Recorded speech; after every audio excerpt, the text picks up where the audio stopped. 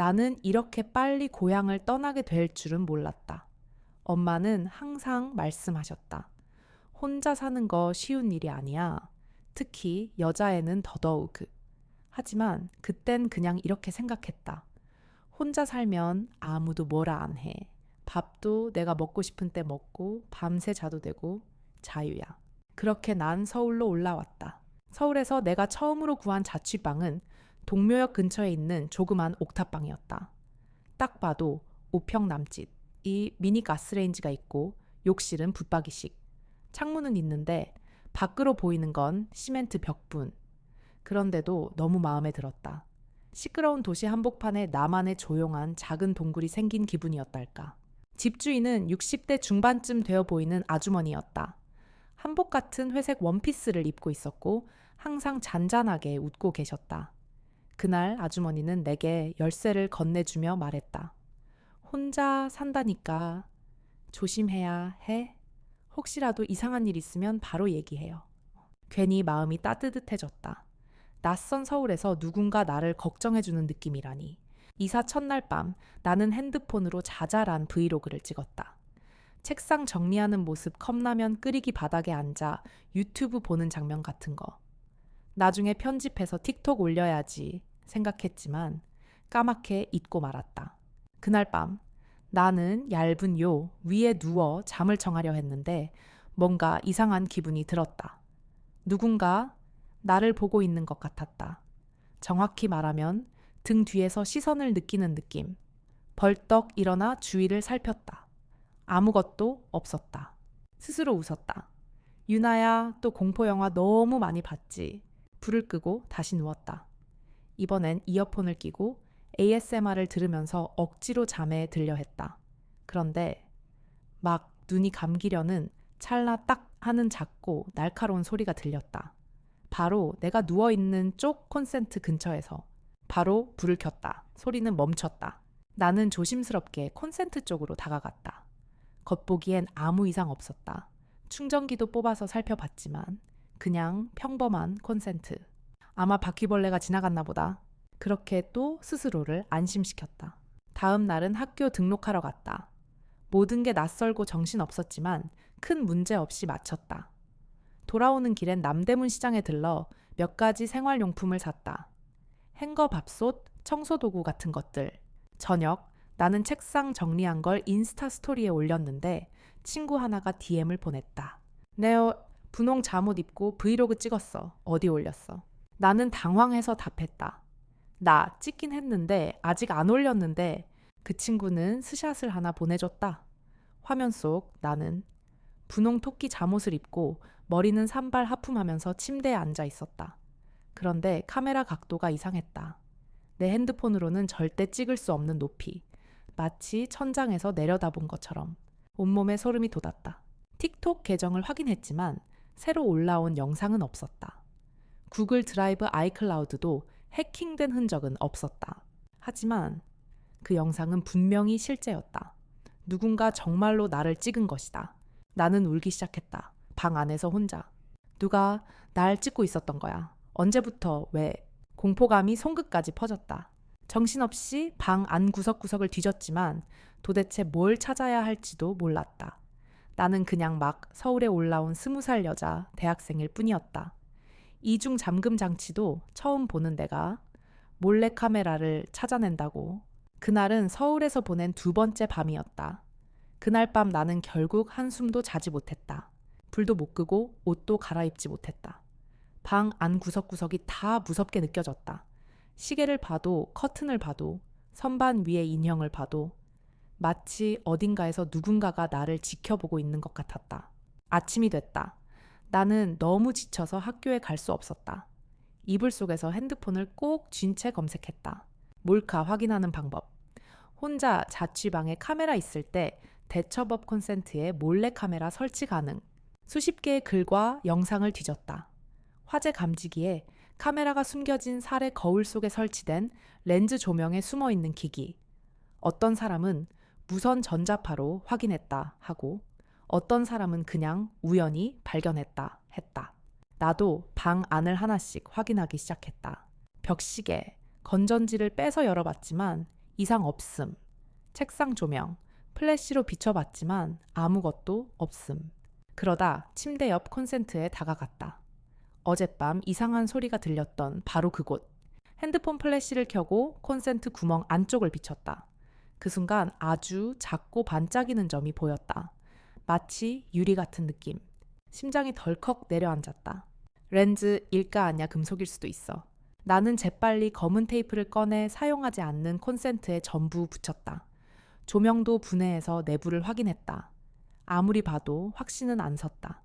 그저 내 불안감을 잠재우기 위해 이성을 가장한 행동을 반복했을 뿐. 그날 밤 엄마에게 문자를 보냈다. 엄마, 뭔가 이상한 것 같아. 한참 고민하다가 다시 지웠다. 괜히 걱정 끼칠까봐. 멀리 떨어져 있는 엄마한테 이걸 말하면 뭐가 바뀔까 싶었다. 결국 이렇게 보냈다. 엄마 나 잘 지내. 방에 좀 적응 중이야. 문자를 보내고 핸드폰을 끄고 불을 끄려는 순간 창문 쪽에서 툭툭툭 하는 소리가 들렸다. 우리 방 창문은 옆집과 이어지는 작은 마당과 맞닿아 있다. 가끔 누가 담배를 피우거나 빨래를 널기도 한다. 나는 조심스럽게 커튼을 걷었다. 아무도 없었다.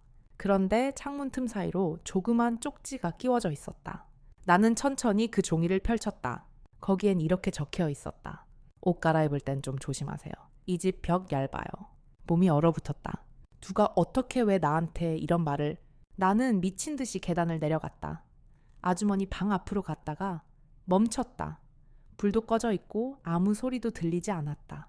혹시 아주머니가 아닐까 그 생각이 머릿속을 스쳤다. 나는 문을 두드리지 못했다. 그리고 조용히 방으로 돌아왔다. 창문에 커튼 2겹을 치고 앞에 책장을 세워 막았다. 문을 잠그고 전등을 다 켠 채 이불을 덮고 앉았다. 그리고 그냥 새벽까지 그 상태로 있었다. 이젠 확신했다. 내가 미친 게 아니다. 정말 누군가 나를 지켜보고 있다. 그 다음 날 나는 결국 도움을 청하기로 마음먹었다. 내가 아는 사람 중에 이런 상황을 설명할 수 있는 사람은 딱 한 명 있었다. 고등학교 때 친구였던 재민. 지금은 전자공학과에 재학 중이고 컴퓨터와 기계 쪽에 밝은 아이였다. 나는 그에게 조심스럽게 문자를 보냈다. 혹시 오늘 저녁에 시간 괜찮아? 확인해 봤으면 하는 게 있어. 재민은 약간 놀란 듯 했지만 곧바로 오겠다고 했다. 그날 저녁 재민은 무슨 리모컨처럼 생긴 기계를 들고 우리 방에 왔다. 그건 무선 신호 감지기라고 했다. 카메라나 녹음 장치 같은 게 신호를 보내면 이 기계가 잡아낸다고 했다. 방 안의 전자기기를 모두 껐다. 그리고 재민은 하나하나 확인하기 시작했다. 화재 감지기 이상 없음, 콘센트 이상 없음, 스탠드 이상 없음. 그런데 와이파이 공유기 근처에 가자 기계가 아주 작게 삐 소리를 냈다. 이거 이상해. 재민이 눈썹을 찌푸렸다. 보통 와이파이 신호랑 달라. 공유기를 떼어내어 분해했다. 안에서 이상한 부품이 하나 더 나왔다. 이건 영상 신호 수신용 보드 같은데. 나는 숨을 들이켰다. 그럼 이건 지금 누군가가 영상을 받는다는 거야? 재민은 고개를 천천히 끄덕였다. 맞아. 누군가 이 방 어딘가에서 영상을 보내고 있어. 그 순간 나는 누군가 내 뒤통수를 꾹 누른 것 같은 기분을 느꼈다. 나는 공유기의 전원을 뽑았다. 그러자 마치 방 안에 눈 하나를 꺼버린 느낌이 들었다. 그날 밤 나도 재민이도 결국 한숨도 자지 못했다. 가능하면 지금 당장 방을 나오는 게 좋아. 재민은 진지한 얼굴로 말했다. 이건 그냥 실수로 설치된 기계가 아니야. 누가 일부러 설치한 거야. 나는 고개를 끄덕였다. 하지만 당장 나갈 수는 없었다. 당장 갈 곳도 없었고 서울에서 며칠 동안 숙소를 잡기엔 돈도 부족했다. 그래도 나가기 전에 확실히 확인하고 싶어. 진짜 그 카메라가 어디 숨어 있는지. 재민은 고개를 끄덕이며 도와주겠다고 했다. 우린 다시 방 안을 샅샅이 뒤지기 시작했다. 벽시계 조명 화재 감지기까지 전부 분해해서 확인했다. 그리고 침대 아래 벽면에 붙은 콘센트 덮개 하나. 그게 수상했다. 재민이 조심스럽게 나사를 풀자 그 안에서 아주 작고 정교한 카메라 렌즈가 튀어나왔다. 직접 전원에 연결되어 작동 중이었다. 무선 신호도 함께 보내고 있었다. 나는 그걸 보자 숨이 멎는 기분이었다. 생각보다 작았다. 소리도 없고 불빛도 없고 아주 조용히 그동안 나를 지켜보고 있었다. 샤워할 때도, 옷 갈아입을 때도, 잘 때도 전부 찍혔을 수도 있어. 재민의 말에 나는 입술을 질끈 깨물었다. 속이 메스꺼워졌다. 우린 그 장비를 지퍼백에 넣고 방을 더 살펴보기 시작했다. 그리고 두 번째 카메라도 발견했다. 책상 위 스탠드 전등 안쪽, 그 안에 끼워져 있던 LED 전구 안에 또 하나의 렌즈가 숨겨져 있었다. 요즘 온라인에서 유통되는 스파이 전구 제품이었다. 말 그대로 그냥 전구처럼 보이지만 안에 녹화 기능이 들어있는 제품. 이걸 설치한 사람 그냥 일반인은 아니야. 기본적인 전자기기 지식은 확실히 있는 사람. 나는 몸이 떨렸다. 설마 집주인 아주머니. 그 생각이 들자 온몸에 닭살이 돋았다. 열쇠를 줄 때의 말투 매번 웃으면서 조심하라고 했던 그 말. 그리고 내가 늦게 들어올 때마다 이상하게 집 안에서 듣던 발소리들. 그게 관심이 아니라 감시였던 걸까? 그날 밤 나는 인천에 살고 있는 외사촌 언니에게 연락했다. 언니는 다행히 당장 오라고 했고 나는 다음 날 아침에 그 방을 떠나기로 마음먹었다. 하지만 그냥 나가고 싶진 않았다. 증거를 가지고 나가야 했다. 다음 날 나는 재민과 함께 경찰서에 갔다. 지퍼백에 넣어둔 카메라 2개와 공유기 부품도 함께 제출했다. 하지만 경찰의 반응은 생각보다 미지근했다. 일단 확인은 해보겠습니다. 다만 이런 장비들이 이전 세입자 것이었을 수도 있으니. 하지만 지금도 신호가 나오고 있었어요. 누군가 영상 데이터를 받고 있었단 말이에요. 재민이 설명했지만 경찰은 그냥 고개만 끄덕일 뿐이었다. 파출소 문을 나서자 나는 화가 치밀었다. 이렇게 심각한데 왜 다들 대수롭지 않게 넘기는 거야? 재민은 어깨를 으쓱하며 말했다. 이런 일 생각보다 많아. 명확한 증거가 없으면 수사도 느리게 진행돼. 파일이 어디로 보내졌는지 확인되기 전까진.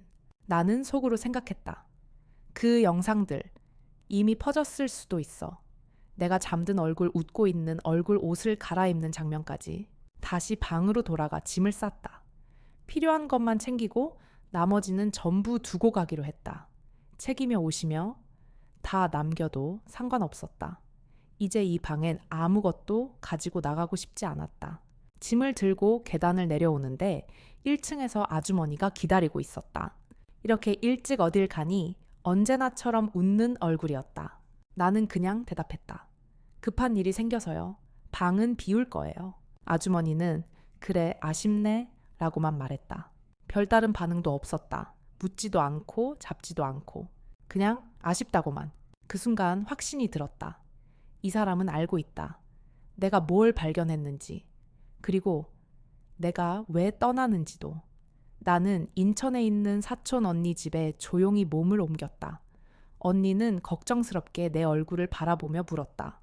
도대체 무슨 일이 있었던 거야? 왜 이렇게 말도 없고 얼굴이 하얘? 나는 그냥 말했다. 언니, 내가 살던 자취방에 몰래카메라가 있었어. 누가 설치했는진 모르겠지만 나 계속 찍히고 있었던 것 같아. 언니는 말없이 내 손을 꽉 잡아주었다. 그 후로 며칠간 나는 마치 다른 세상에 있는 듯한 기분이었다. 어디를 가든 누가 나를 지켜보고 있는 건 아닐까 불안했고 새 방에서도 항상 콘센트부터 먼저 확인했다. 노트북 카메라엔 포스트잇을 붙이고 문마다 알람 센서를 달았다. 지금 생각하면 과하다고 느낄 수도 있겠지만 그땐 정말 생존 본능처럼 느껴졌다. 어느 날 나는 문득 생각했다. 도대체 이걸 왜 나한테 했을까? 그냥 우연히 걸린 걸까? 아니면 계획적으로 한 걸까? 재민이 나에게 메시지를 보냈다. IP 추적해봤어. 너 방에서 나가던 날 신호가 끊겼거든. 그 IP가 연결된 메일 주소가 있는데 검색해보니까 유튜브에 어떤 채널이랑 연결돼 있어. 나는 그 채널에 들어가 봤다. 채널명도 없고 얼굴도 안 나오고 설명도 없었다. 그런데 올라온 영상들이 정말 소름 끼쳤다. 여자들이 방 안에서 자는 모습, 옷을 갈아입는 모습, 심지어는 샤워하는 실루엣까지. 모두 어디선가 위에서 찍은 듯한 영상이었다. 조회수는 수십만 회. 댓글은 읽기도 싫을 정도였다. 나는 숨이 막혀왔다. 몇몇 영상에는 QR코드가 포함되어 있었고 그걸 찍어보니 비공개 한국어 커뮤니티로 연결되었다. 그곳에선 프리미엄 영상 판매라는 항목이 있었고 금액은 3만 원부터 30만 원까지 다양했다. 판매 대상은 바로 우리 같은 여자들이었다. 나는 모든 자료를 모아서 경찰에 제출했다. 재민이 정리한 IP 주소 채널, 링크 커뮤니티 캡처까지. 이번엔 경찰의 태도가 달라졌다. 며칠 후 수사팀에서 직접 전화가 왔다. IP 추적 결과 해당 영상의 수신자는 집주인 아주머니가 아니라 그 아주머니의 아들입니다. 나는 멍했다. 현재는 프리랜서 전자기기로 활동 중이며 부산에서 전자과를 나왔고 과거에 여자친구를 불법 촬영해 고소당한 전력이 있습니다. 숨이 턱 막혔다. 경찰은 말을 이었다. 현재는 그가 어머니 명의의 집을 이용해 불법 장비를 설치한 정황이 있고 추가로 어머니가 이 사실을 알고 있었는지에 대해서도 수사 중입니다. 그 말을 듣고 나니 이전 아주머니의 행동이 전부 떠올랐다. 내가 늦게 들어올 때마다 몰래 훑어보던 눈빛, 계단 아래에서 조용히 지켜보던 모습, 내가 떠날 때 했던 말. 아쉽네. 그 말의 의미가 이제야 이해됐다. 아주머니는 이미 알고 있었다. 내가 모든 걸 눈치챘다는 것도, 그리고 내가 떠날 거란 것도. 단지 내가 너무 빨리 알아챘다는 게 아쉬웠던 거다. 며칠 후 뉴스에 이런 기사가 떴다. 서울구 한 자취방에서 불법 촬영 장비 다수 발견. 용의자는 33세 남성 불법 촬영 영상 수백 건 판매 혐의. 현재 가족의 연루 여부 수사 중. 내 이름은 어디에도 나오지 않았다. 내 방, 내 얼굴, 내 감정. 아무것도 뉴스에 언급되지 않았다. 하지만 나는 안다. 내가 아니었으면 그는 아직도 다른 사람을 찍고 있었을 것이다. 그 사건이 기사로 보도된 이후 나는 다시 평소의 나로 돌아오기까지 꽤 오랜 시간이 걸렸다. 한 학기 휴학을 결심했다. 단순히 무서워서가 아니라 정말로 혼자 있는다는 게 어떤 의미인지 다시 생각해보고 싶어서였다. 인천에 있는 언니 집에서 지내는 동안 나는 불을 켜놓고 자는 습관이 생겼다. 노트북엔 여전히 스티커를 붙이고 방 앞 모든 콘센트와 전자기기를 확인한 후에야 겨우 숨이 쉬어졌다. 이렇게까지 해야 해. 이런 생각이 들 때도 있었지만 사실 그건 내가 다시 나 자신을 지키기 위해 만들어낸 일종의 방어막이었다. 하루는 방 안에서 조용히 햇살을 바라보다가 문득 이런 생각이 들었다. 내가 뭘 잘못했지? 왜 하필 나였을까? 그런데 곧 깨달았다. 피해자는 절대 잘못이 없다. 내가 방 안에서 편하게 웃고 자고 밥을 먹었다는 이유만으로 누군가에게 보여도 된다고 말할 수는 없다. 나는 그냥 내 공간에서 평범하게 살고 있었을 뿐이다. 이후 나는 이 경험을 글로 정리해서 한 대학 커뮤니티에 익명으로 올렸다. 이런 일이 있을 수 있으니 조심하세요. 라는 말과 함께. 몇 시간 후 댓글이 수십 개가 달렸다. 저도 비슷한 경험이 있는데 말 못하고 있었어요. 진심으로 감사합니다. 저도 방부터 확인해 볼게요. 혹시 몰라서 제 동생 방도 확인해 봤어요. 나는 그 글을 읽으면서 처음으로 눈물이 났다. 슬퍼서가 아니라 이제 내가 혼자가 아니라는 걸 알았기 때문이다. 그 이후로 나는 유튜브에 영상 하나를 올렸다. 화려한 배경도 조명도 없었다. 그냥 조용한 방 안 핸드폰 카메라 하나. 나는 그동안 있었던 일을 처음부터 끝까지 담담히 이야기했다. 그리고 마지막에 이렇게 말했다. 혼자 산다고 해서 그게 누군가에게 보여도 되는 건 아니에요. 불안함은 당신 잘못이 아니에요. 그리고 당신은 그 불안함을 참고 견디는 사람이 아니라 그걸 말할 수 있는 사람이 되어야 해요. 영상의 제목은 내 방에서 몰래 찍히고 있었다. 내 이야기입니다. 영상을 올리고 3일 만에 조회수가 40만 회를 넘었다. 좋아요보다 더 많이 달린 건 DM과 이메일이었다. 저도 몰래카메라 당했었는데 누구한테도 말 못했어요. 이 영상 덕분에 저도 경찰에 신고했어요. 용기 내줘서 고마워요. 덕분에 저도 이제 용기를 냅니다. 나는 이 메시지들을 하나하나 읽으며 비로소 내 고통이 누군가에겐 용기가 될 수 있다는 걸 실감했다. 그 몰카범은 체포됐다. 그는 경찰 조사에서 이렇게 말했다고 한다. 그냥 몇 개 영상만 찍으려고 했어요. 돈 벌려고요. 그 한 문장이 얼마나 많은 사람의 삶을 뒤흔들 수 있는지 그는 아마 평생 모를 것이다. 하지만 이제 나는 그 사람이 내게서 뺏어갔던 목소리를 되찾았다. 이 영상을 보시는 분들 중 혹시라도 혼자 있는 게 불안하고 누군가의 시선이 느껴진 적이 있다면, 그리고 혹시라도 그 일이 실제였는데 아무에게도 말 못한 적이 있다면 당신은 잘못이 아닙니다. 그리고 혼자 참고 견디지 않아도 됩니다. 말해도 됩니다. 누군가 당신을 믿어줄 겁니다. 그리고 그 누군가가 바로 저일 수도 있어요. 안전함은 사치가 아니라 당연한 권리입니다. 그리고 당신은 그 권리를 지킬 자격이 있는 사람입니다.